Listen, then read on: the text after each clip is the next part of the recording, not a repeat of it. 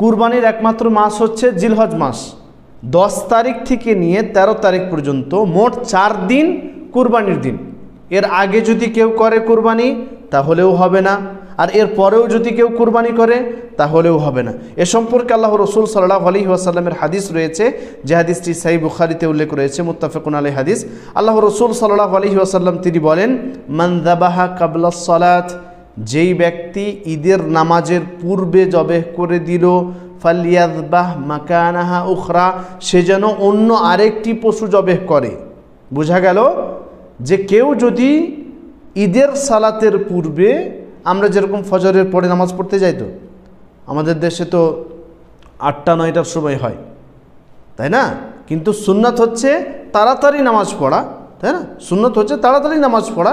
ঈদের নামাজ হোক বা কুরবানির নামাজ, আমাদের সৌদি আরবে আমরা যারা থাকি তারা সবাই জানি যে কত তাড়াতাড়ি এখানে ঈদের সালাত হোক বা ঈদুল আজহা হোক, কত তাড়াতাড়ি নামাজ পড়া হয়। আমাদের দেশে 8:30 ফিক্স করা হয়, 9:30, অনেকে আরও পরে আবার। তো এত দেরি করে নামাজ পড়া ঠিক নয় বা সেটা উত্তম নয়। তো বোঝা গেল যে আমরা তাড়াতাড়ি নামাজ পড়তে যাব। আর এই হাদিস থেকে আমরা আরও স্পষ্টভাবে বুঝতে পারলাম যে নামাজ পড়ার পূর্বে কেউ যদি জবেহ করে ফেলে, কোনো পশু কোরবানি করার উদ্দেশ্যে সে জবেহ করছে, কিন্তু সে এখনও পর্যন্ত ঈদের সালাতই পড়তে যায়নি, তাহলে আল্লাহ রসুল কি বললেন?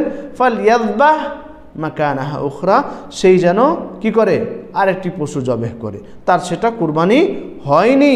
ওমান কানা লাম ইয়াযবাহ হাত্তা সাল্লাইনা, আর যে ব্যক্তি এখনো পর্যন্ত জবেহ করেনি, এখনো পর্যন্ত জবেহ করেনি, আমাদের সাথে নামাজ পড়লো, নামাজ পড়ে এখন আসলো, এখনও জবেহ করেনি, আল্লাহ রসুল সাল্লাল্লাহু আলাইহি ওয়াসাল্লাম তিনি বলছেন ফালিয়াযবাহ বিসমিল্লাহ, বিসমিল্লাহ বলে তোমরা জবেহ করতে শুরু করো। বোঝা গেল যে আমরা কুরবানি যদি করতে চাই তাহলে 10 তারিখ থেকে নিয়ে 13 তারিখ যেটা সময়, সেই সময়ের ভিতরে আমরা কুরবানি করব।